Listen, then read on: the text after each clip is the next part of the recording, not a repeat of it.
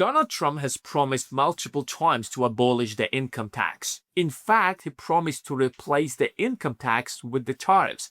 And there has been multiple plans to abolish it. Because if you look at it historically, it makes no sense because that income tax should not be there in the first place. If you look at the US government and ask yourself a very simple question, can we really abolish the income tax? All you have to do is look at the US government's income and expenses. And the individual income tax represents more than half of the government's budget at about $2.6 trillion.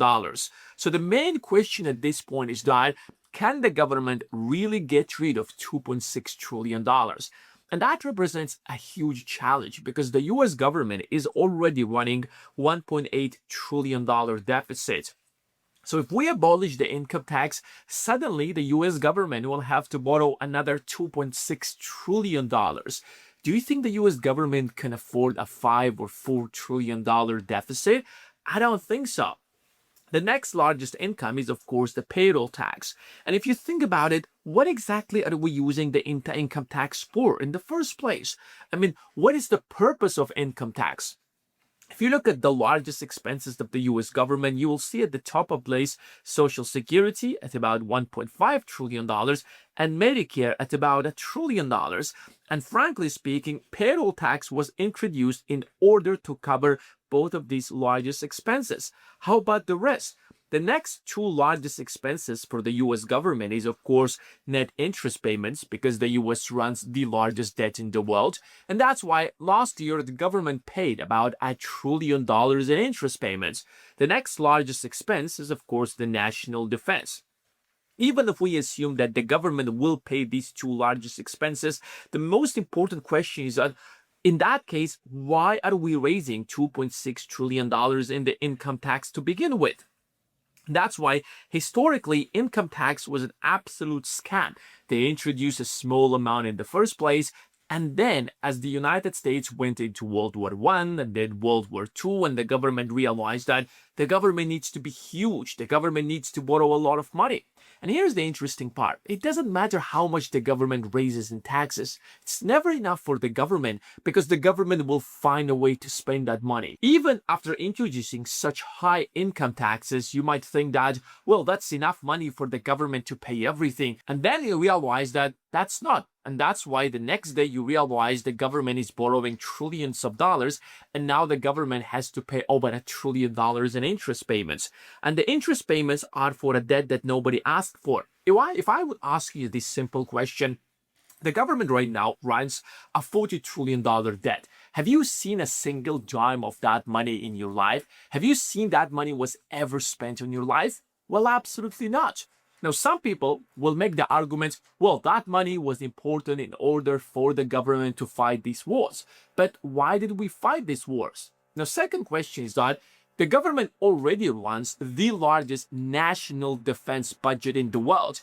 If you take the entire defense budget of China, Russia, and many other countries, in fact, the next top 10 largest defense budgets won't even come close to the US national budget, to the US military spending. And that's why, looking at this overall, the income tax should have been abolished a long time ago. So, the first proposal was initially that tariffs supposed to replace the income tax. Unfortunately, that's not going to work. Assuming that the US government will run a 15% tariff on every single good that will get into the United States, that's not enough. Because last year, the government or the total inputs have been $3.4 trillion. So if we take 15% and multiply that by $3.4 trillion, that will be roughly about $500 billion. So $500 billion and $2.6 billion. So the idea that the government can replace the income tax with tariffs is absolute nonsense. Now, some people will propose the idea that we can basically raise the tariffs to 30%, 40%. But you have to understand that the United States inputs about $3.4 trillion. So when you're putting a 40% tax on everything that gets into the country, who do you think is paying more of that taxes? Who do you think is going to be impacted the most That is the middle class. These are the poor people. The rich people in this case won't be impacted at all. I mean, the impact will be very insignificant for them. And that's why the tariffs will never replace that. The second problem they introduce is that when you're imposing a 15 or 50% tariff on the rest of the world, what do you think the rest of the world is going to do? They will introduce similar tariffs. We have seen that playing out last year, and we have seen that playing out historically. Back in 1930s, when the United States was going through the Great Depression and the US famously introduced the tariffs on other nations, the next day, the United Kingdom, the French Empire at that time, has also introduced the similar tariffs on the United States. But to understand if we can actually abolish it, we have to ask the main important question. Who is actually paying the income tax? Now, if you think about it, there is so much wealth inequality that if you just look at the entire US population, you realize that not everybody is paying an equal amount into the income tax. The top 1% of Americans, who represent 20% of all the incomes across the country, they literally pay about 40% of all the income tax. The top 5%, they pay literally roughly 60% of all the income taxes. The top 10%, about 70%. And now I want you to take these numbers and I want you to compare how much the bottom 50% of Americans are actually paying an income tax. And suddenly realize that is literally about 3%. And in total last year, that was about $70 billion. So if tomorrow the US government will abolish the income tax for the bottom 50%, you realize that the government isn't losing any money or whatsoever. It will only lose 3% of the entire total income taxes that the government is generating, or about $70 billion. Now, at first, $70 billion seems like a lot of money. That is a lot of money. But $70 billion in comparison to the $7 trillion that the US government is actually spending is absolutely nothing. So yes, it is possible to abolish the income tax. And that's exactly what Jeff Bezos recently said. He talked about is that the bottom 50% of Americans are paying 3% of the total income tax. So why is there even an income tax for them if they're not contributing anything? And that's when you realize that the bottom 50% of Americans aren't actually paying much taxes to begin with. Most of the taxes are actually being paid by the top 10% anyways. Now, let's look at the income brackets and realize who are these top 1%, who are the bottom 50%. The top 1% of Americans who are paying the vast majority of the income tax are the people who are making over $600,000 to $700,000. So if you're making $700,000 and more, yes, you're paying the vast majority of the income tax. But everyone else who is actually paying less than $100,000 aren't paying much taxes in the first place. So if you're making less than $100,000, you are in the bottom 50%. And that is very strange because like 7 or 8 years ago, if you're making $100,000, people will think that you're rich, you're making a lot of money. That's $100,000. But no, if you're making $100,000, you're in the bottom 50% of the poorest Americans who should not be paying any taxes or whatsoever, because the amount of taxes you're paying in the grand scheme of things is absolutely nothing. And that's because inflation over the last 10 years has substantially risen to the level where the $100,000 income is absolutely nothing today. Everybody else who even pays more than $100,000, yes, your taxes are to a certain extent meaningful, but if you compare them to how much the rest of the population is paying, that's again nothing much. So if we take it from this equation, the only income tax that we could possibly abolish are the people who are earning less than $100,000. Now here's the most important question. So who are the rich people who are paying the top 1%? Are these like billionaires? Well, unfortunately, that's not the case, because if you're a billionaire, if you're an investor, if you're in Wall Street, you're not paying any taxes. Those taxes are paid by the rich people who we consider who are lawyers, engineers, doctors. They have these prestigious jobs and they wear the suit every single day and they seem like they're so rich.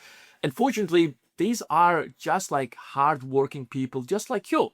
Yes, they might be making $700,000, $500,000, maybe even $1 million. But the reality is that the vast majority of that money goes into taxes. When you look at people such as Elon, when you look at people such as Jeff Bezos, or even any other investor with millions of dollars, they don't pay any taxes. And that's because we have different kind of tax code. So there is the income tax, which represents about $2.6 trillion of the entire budget. And then there's payroll tax that's supposed to go for the Medicare and the Social Security payments. But here's the truth is that if you're a rich person, you have wealth. So your money isn't actually coming from a traditional income. You are making money because you are an investor in the stock market. And when you're an investor in the stock market, your wealth can continue to grow while you're not paying any taxes on whatsoever. You look at the stock market, imagine I'm investing $1 billion in the stock market and my assets have grown by 100%. Now they have turned into $2 billion. Now I have a question. How much taxes am I going to pay on that extra $1 billion that I made from the stock market? What do you think? Is it going to be $100 million? Will it be 20%? Will it be 30%? Now here's the reality. First of all, that wealth has only grown on paper. So unless I'm going to sell my stocks, I'm not paying a single dollar in taxes, because how are you supposed to tax people whose wealth isn't actually materialized? They haven't sold the stocks. So as long as my stocks in the stock market are growing, I'm not paying a dime in taxes. And even when I'm selling the stocks and I'm paying taxes, how much do you think I'm paying? The highest tax rate is 20%. Well, the highest income tax rate is like 37%. So I'm literally paying half of the taxes that the richest people who are making their money from income. So somebody could be making $1 billion. He will pay a lower tax rate than somebody who is just making $500,000 or $700,000. But here's the reality. Here's the trick. Here's magic. Rich people have essentially hacked the system, God. Even if they make billions of dollars, there is a loophole around the tax code that I'm not going to pay a dime in taxes. And that's why everybody is investing in the stock market. The total market cap of the stock market right now is like $75 trillion. So if I'm making money, my money is growing in the stock market. What is the point of that wealth? That wealth is just growing in numbers. If I can't take that out, if I can't take that money to buy my dream house, if I can't take that money to buy my favorite car, if I can't take that money to pay for my kids' college, what's the point of that money? Well, here's how the system works. So imagine for a moment that this is a billionaire, and this billionaire has billions of dollars in the stock market. So that is wealth. Now, if he is going to go and sell this wealth, what is going to happen?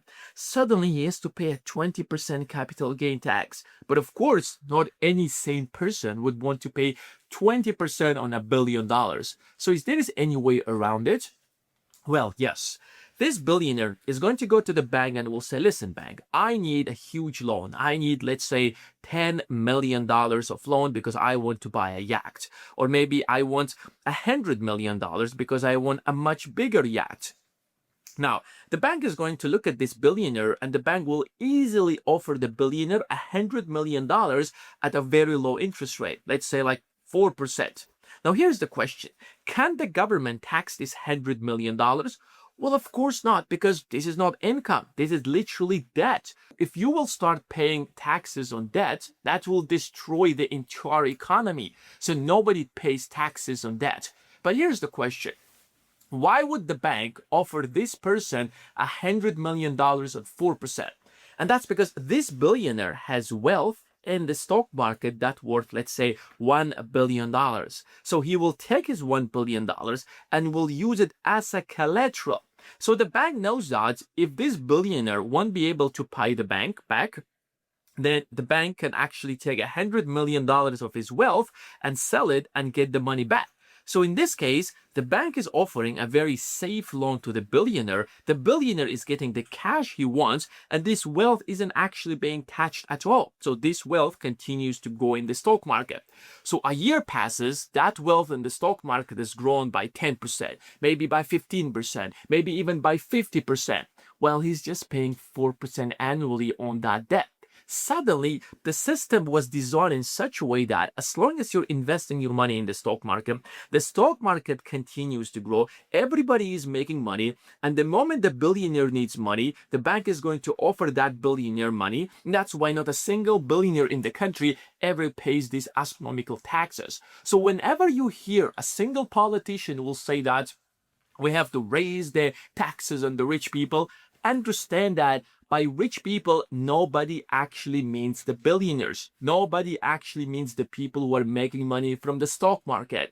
The rich people they're talking about are the rich doctors, engineers, lawyers who are also living paycheck to paycheck, who are also barely making any money or whatsoever, because almost half of their income after getting their paycheck goes directly into the pockets of the US government. That's why if you want to actually make the most amount of money and at the same time avoid most of the taxes, you have to become an investor and make your money primarily from the stock market. So if you want a step-by-step strategy on how you start investing, on what are the best stocks you should be buying right now, on how you make your first $1 million in the stock market, then check out the first link in the description of this video. You will find the answers to all of your questions. The link is in the description of this video.